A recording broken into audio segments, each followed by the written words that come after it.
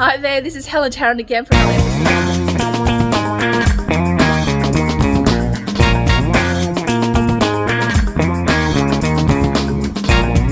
with our whole team. Wow, it's massive.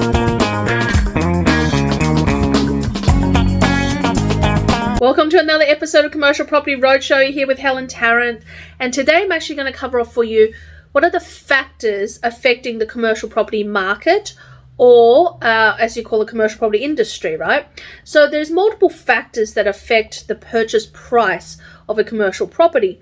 And I really want to highlight this because I think a lot of people think, okay, it's just we have people who are paying crazy prices and why they're paying crazy prices for this commercial property. But it's not so much that, but also one of the things that we got to look at is the trends that's happening in this market. There's a lot of people buying warehouses over retail and things like that, but it's not about that.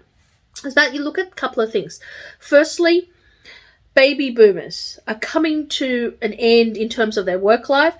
A lot of baby boomers extended their work life by probably about 5 years after the GFC hit, because they realized a lot of their resources were depleted and they have to be working for longer. A lot of them worked for 5 extra years, and then we had the pandemic. And so a lot of them probably were at retirement age, or they were taking early retirement where they can, and they're basically having a reduced lifestyle to what they previously had. So if they thought they were going to travel a lot, well, they're not traveling now because for the last 2 years they haven't needed to travel. If they thought that perhaps potentially they could be sort of going out to fancy dinners, or they didn't need to for the last 2 years, right? A lot of them also relocated to regional where they were in metro areas. So all of those things have made a push for baby boomers to either retire early or seek to retire now.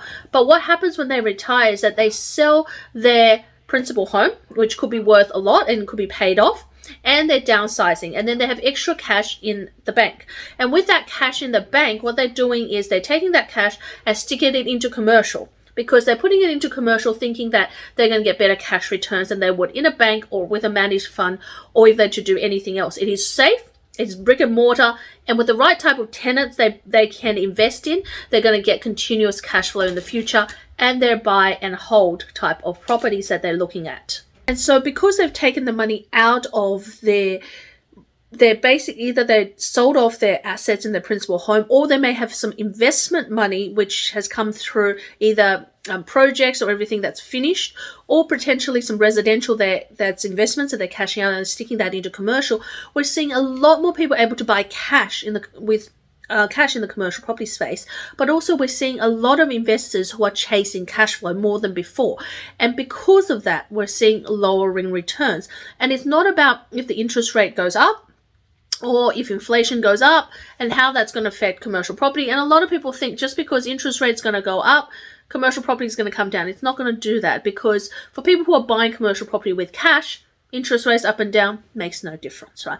It is about the people coming into the market, and you're going to get baby boomers who are looking at retirement, looking for a way to find cash flow, diversification through commercial property, along with bonds and shares and other kind of fund management. Is probably going to be the most safest way for them to invest in moving forward. So that is why we have a big factor of one of these purchases having more demand and less supply, and therefore the price goes up.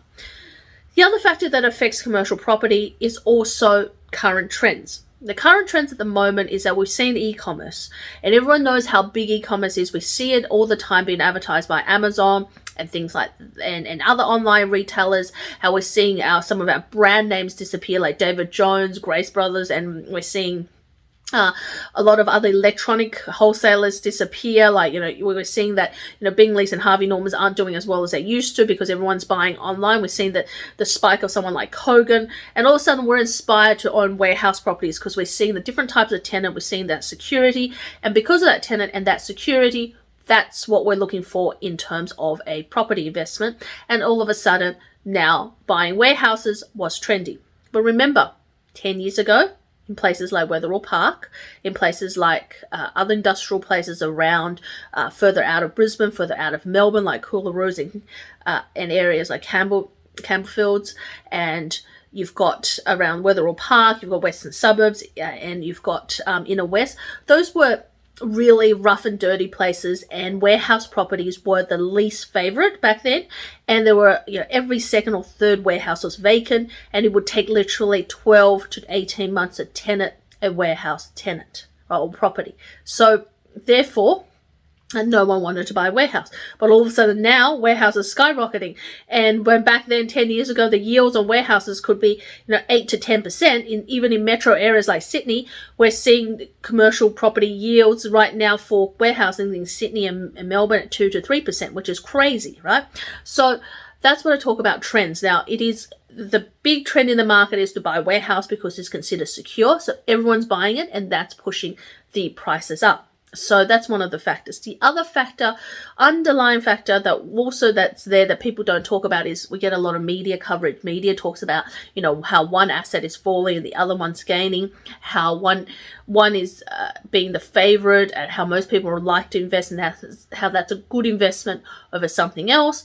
And that all of a sudden, makes it trendy as well. And during COVID, a lot of people wouldn't invest in commercial property because they hear the media. All they see is people at shop closes, and it makes them scared. Right? It's general fear in the market also stops people from buying as well. Just like now, there's a certain amount of people are not buying because of the election coming up, because they don't know how that's going to impact their property investment in the future and their taxation. There are people that are not buying because they want to wait for interest rate rises because they think that property value is going to go down, and there's people who are waiting around to see what inflation does. So there's a lot of people who are stopping to buy, which is kind of good because we already have excess demand. Imagine if those people came in, we'll have way over the top excess demand compared to supply as well.